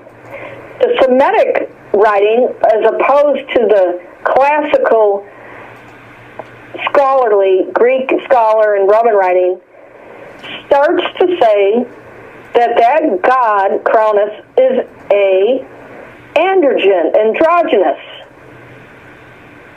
And that they were jealous of the men and women who were able to sexually reproduce, and they couldn't. And that's basically the summary of it. And they would take the females, the human women, and make them their mates by making them have their children. And that became your demigods. And the demiurge is Cronus. So this is where I am at. And I'm going to be putting something together down the road. Because the question is everything from Zeus on, 12 to 25,000 years ago, semi-human or human as we are, but he was taller and stronger. And everything before him, what were they? Are they a serpent race? Are they egg layers? And this is where Helen Blavatsky's stuff gets into play. She talks about these root races. Are you still with me, Keegan? Oh, yeah, definitely. Okay. All right. Helen Blavatsky talks about that she went all over the world, and everybody hates Helen Blavatsky and all this. Okay, the woman was highly intelligent. She was exposing the Jesuits. She was exposing the Jews and their cult of Saturn. She was looking at Hinduism and Buddhism and Christianity, and she was going all over, and she found this book, allegedly, called the Book of Dizan. And she was getting it translated. And it was talking about all these root races. And she talked about a ethereal and a budding and an egg-laying race. Now, the first two races are dead and gone. She said that egg-laying race, she never said they were gone. In fact, she said that they made it to the Americas before Atlantis was gone. You look at the Naga story of the serpent people in India, they all live under the ground and in caves. The Nagas. Mm-hmm. The Nagas have good and bad. Just like, and their gods are Asuras, are the bad ones, and the Devas are the good ones. Just like you have the Titans and the Olympians. Same thing. But these egg-laying serpent Naga people who have interactions with demigods, because I have photographs of one of the demigods on the head of a serpentine being subduing him. They get jealous of the human, and they would send out their serpent children to mate with the humans and infiltrate. Now, what do we have? Do we have a race of androgynous type beings that can't live on the planet as it is because they're not like warm-blooded to create the heat in their body, they're cold-blooded? I don't know. They're egg layers, and they're androgynous, but they are supposed to be incredibly intelligent, and they have ability to control minds. God, I'm just like freaking out a little bit because I just suddenly started thinking of the Ripley movies of Prometheus and the Alien series, and they lay eggs, and eat people. And Prometheus is the name of the movie. I mean, I think he's probably sharing some information through these movies. A lot of this information is shared in plain sight. A lot of this information is shared. Absolutely. On my Facebook for Hidden Human Story, I put something out there. I'm a very eclectic, unpredictable researcher, and I'll go to different. You're not going to know where I'm going. Yeah. And I'll go to different places, and I'll find something. And it fits, and it gives me another piece of the puzzle. And one of those things is I went up to the Milwaukee Public Art Museum a few years back, and they had a display called Modern Art, or Classic Art Goes to the Movies. It was all about the artwork or the ancient petroglyphs or ancient stories or ancient castles are used by animators in Hollywood to create their graphics. They had like a petroglyph, and they used it for a petroglyph in that animation WALL-E. And they were showing how they use Greek pottery. Greek pottery, some of it depending on the period, some of it was like orange and a black, pattern. Well, they were using that for one of the animations. I think it was Kung Fu Panda. Wow. So what you have to understand is that, and I get mad, I get really angry at Hollywood and music industry people, but the fact is these people do not come up with this stuff on their own. Oh, no. They're unoriginal. Yeah. They go out and they look at, not only in museums and the world, things that creative people have done, and they steal it, or they get inspired by it. Mm-hmm. But they get sued all the time for stealing people's stuff. Look at how many times Madonna has had to settle out of court for her artwork on her albums or her songs being way too similar to somebody's original work. Wow. Beyonce, didn't she have that thing where that animation was something based on an Italian singer's, and she admitted that she saw it and asked people to create something similar? Wow. These people are not, in Hollywood and the music industry, and that's a club, that's a whole nother show. Man, that's an occult club with the one-eye crap and their 666. But oh, yeah. They are not coming up with this stuff on their own. They're, if you start to see like Prometheus or something, they're getting it from ancient mythology. This is mind-blowing. When I first started out, in 2011 online, and I'm not a big known person like David Icke or Alex Jones or anything, or the other guy, Giorgio, that does Ancient Aliens. Mm-hmm. But I started out with my children's books, and then I got into the Hidden Human Story. I had a Twitter account. I only had maybe 30 or so followers. Yeah. And all of a sudden, and I'm not going to give the guy's name, I saw this famous guy who's a writer and a producer in Hollywood subscribe to my Twitter. Wow. This guy's a billionaire. And I got so mad because I'm like, I found out he was writing a book on a series on reincarnation. Huh.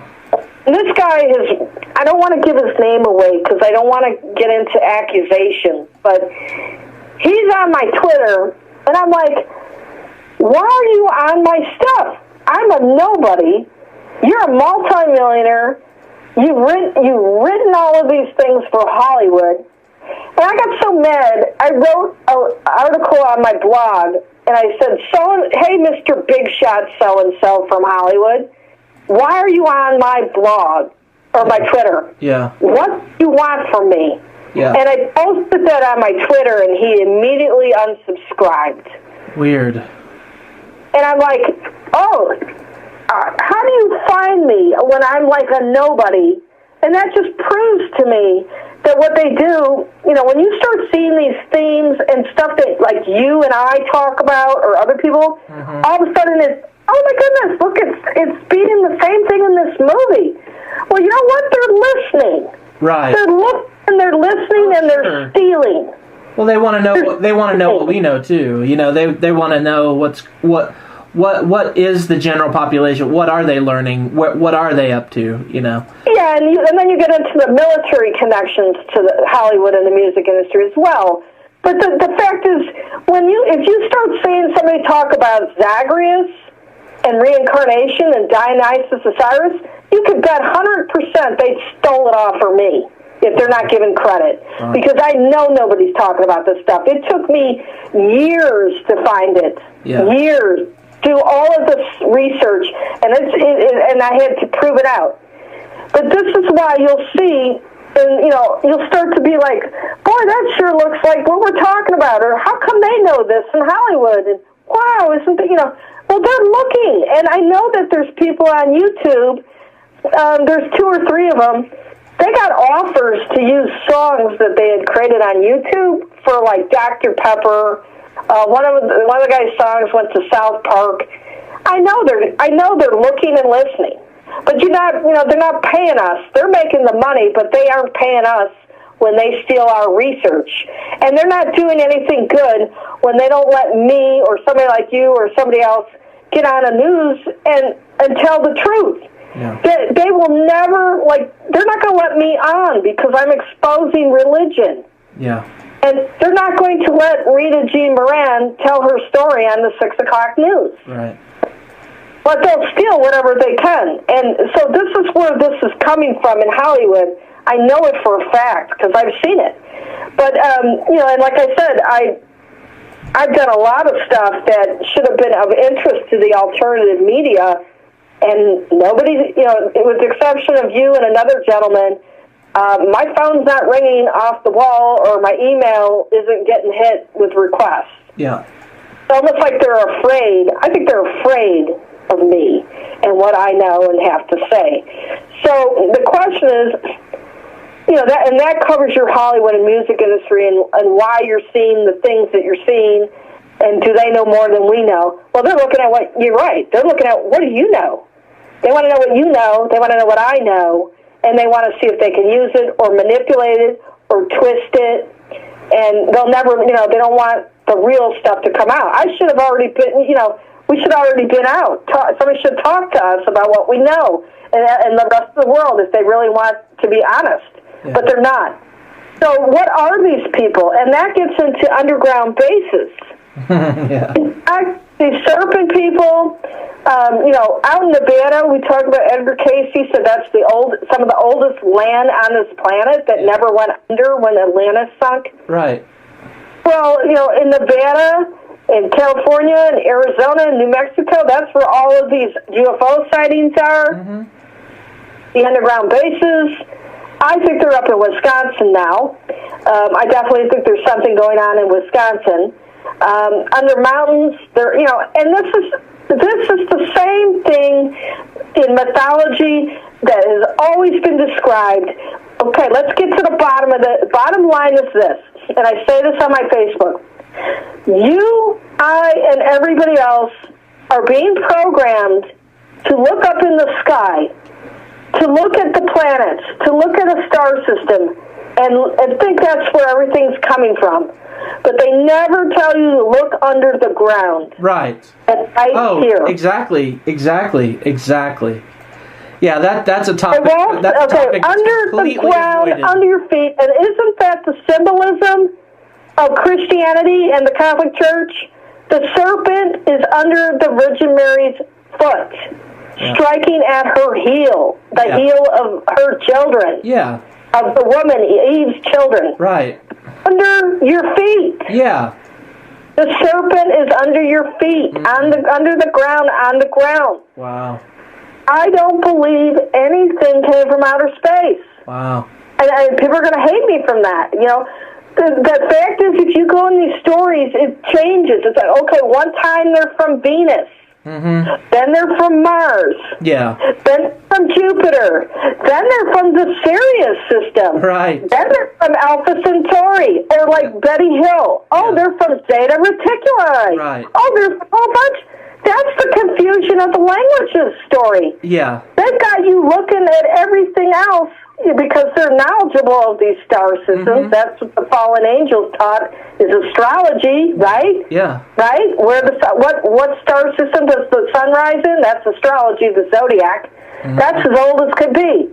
Yeah. That's what the black sun represents, the zodiac. Yeah. And that, but they've known this. But the story of these so-called aliens, come on, it's changed over and over and over and over and over and over.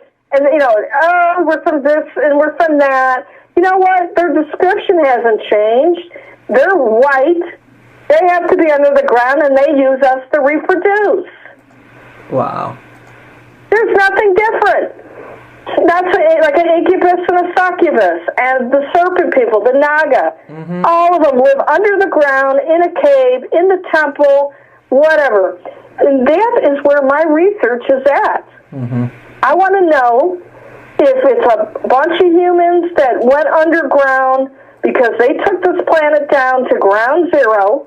Right. And they're the military from 50,000 years ago. And they just figured, look, it's better for us this way. We'll just keep the dummies up on the top and tell them, look up in the sky. Hey, we came from this, we came from Alpha Centauri, 100 years down the road. Yeah, we came from Mars, they'll tell us some other nonsense. Oh, yeah, and the Earth is flat. People are going to hate me for that. No, it's not. It's not. Everything is a ball up there. You cannot explain the zodiac, the sunrise, the sunset, the seasons.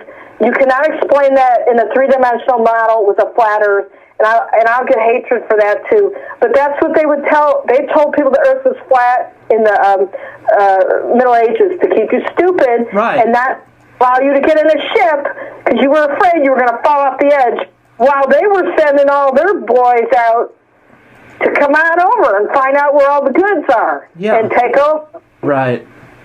See, so this is what they do, and it is time to cut it out and stop looking for these saviors. These people think, what do you think? Some alien's going to come to Earth and just make your life wonderful so you don't have to work anymore, and you're going to have free energy, and they're going to take care of all the bad guys? And what kind of nonsense is that? Yeah. I mean, the Pleiadians are going to save us. The Syrians are the good guys. No, nobody's coming to save you. Right. You got to save yourself. And you got to look below your feet instead of your head up in the air. I thought you were going to say something else.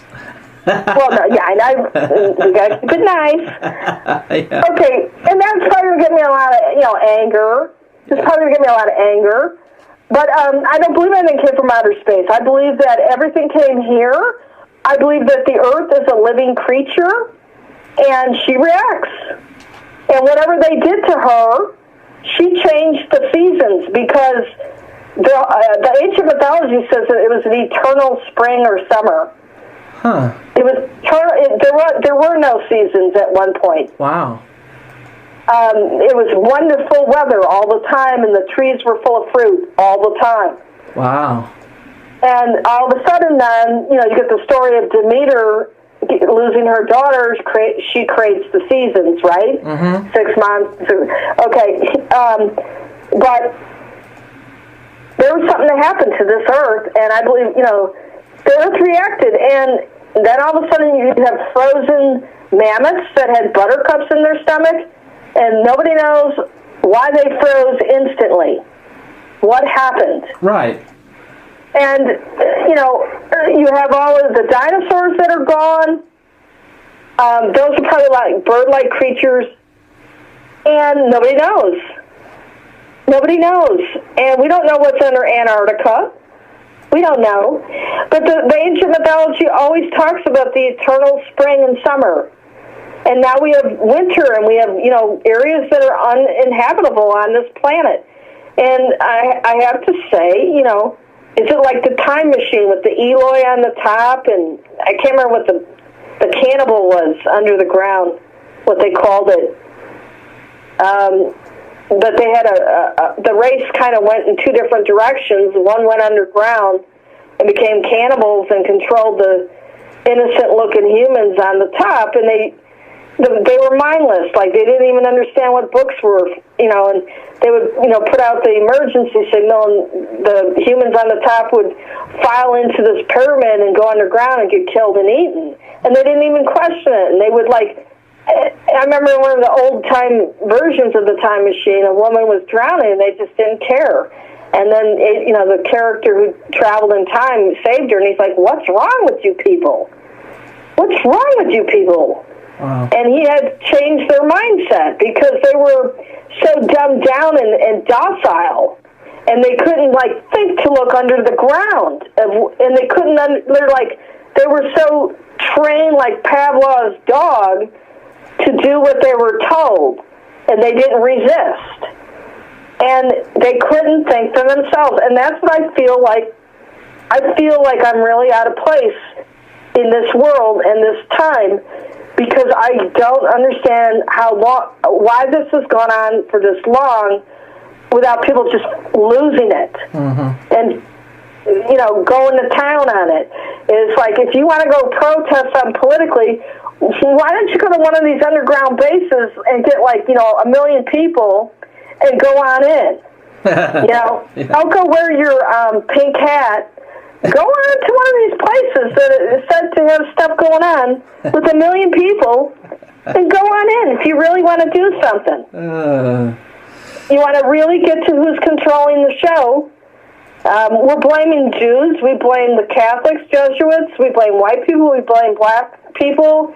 We blame the Muslims. We blame, Hindus. We blame the Republicans. We blame the Democrats. We blame conservatives. And you're not looking.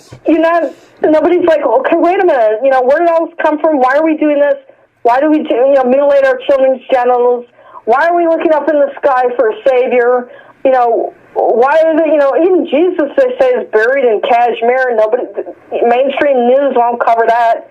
Why are we, saying what is going on and what is below our feet, and where, why don't we go all find out?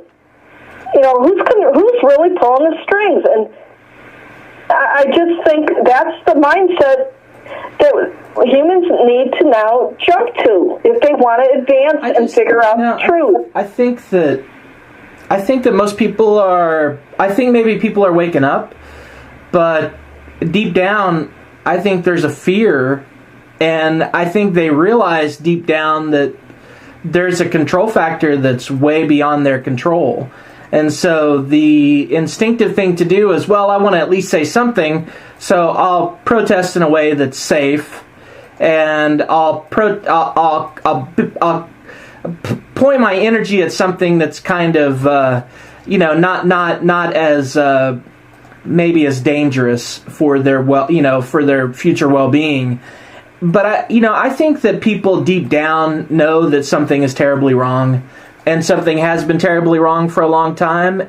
I just don't know, what it's going to take for us to, to really embrace the truth of the reality. I guess we have to really get the reality kind of out in kind of a mass, out to the masses, so that we're all kind of on the same page.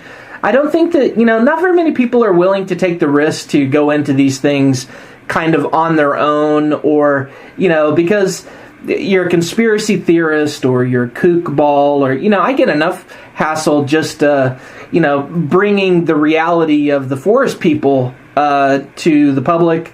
You wouldn't believe the amount of hatred and contempt that I get. Oh, I believe it. I get a lot of it. Someone told me to paint a swastika, and I'm a Nazi. I'm a white supremacist. I've been called racist by crazy people. The B word, the C word. Yeah. Just you name it. And sometimes I can't help but react. And some of these people are so arrogant, they actually put their real name on their YouTube comments. Yeah. And I'm pretty good at research, and I actually can trace down where they live, where they work, who their family members are. I could do a whole lot. And I can do a whole lot even if you don't put your real name down. Yeah. But it is mind-blowing to me.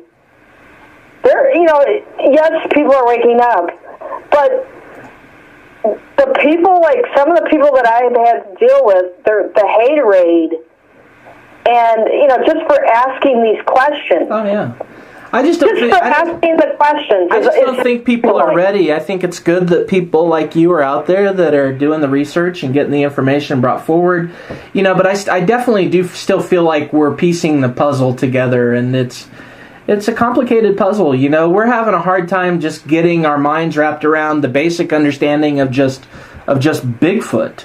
Much less to put together, a conspiracy that's gone on. You mentioned like 20 to 50,000 years. I think the timeline, based upon like Michael Cremo and the artifacts that have been found on the earth that are billions of years old, and the ancient,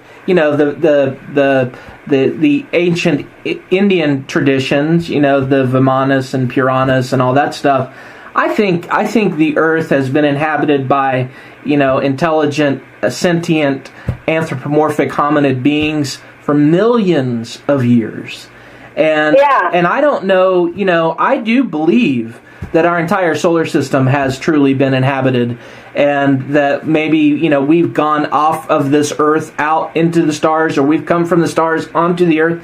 The thing is that we just don't have those details in black and white in front of us. And if we do get some of the information, we have it coming from a source like, Zecharia Sitchin. I have his books. I haven't read them yet, but I'm glad that I got to speak with you, because, you kind of gave me a perspective on where he's coming from. And you mentioned that there are other scholars that have looked into this information in great detail. And if you want to give a list of some of those authors that you recommend, I'd be happy to put that in the notes. But, we're going to have you back again, Rita, because we just scratched the surface. We haven't even really got to the meat and potatoes of this. So I'll have you back on. We'll plan another interview in the next month or two, and we'll get more information out. We'll get more people to pick up your books and start reading them, and start bringing you in. Do what we can here at Understanding Sasquatch to bring the public to you and to bring you to the public. So I want to thank you for being here on Understanding Sasquatch. I want to thank you for the great discussion. I want to thank all of our listeners for listening wherever you are around the world. I do want to mention that we do have a Patreon account. So far, we have a couple of people that are helping out. But please, if you enjoy the show, please help by being a supporter. Be a patron on Patreon and help out Understanding Sasquatch, so that we can have a more regular program, and we can reach more people ultimately. So thank you so much wherever you're listening around the world. I want to wish you a good morning, a good afternoon, and a good night, and thank you for listening to Understanding Sasquatch.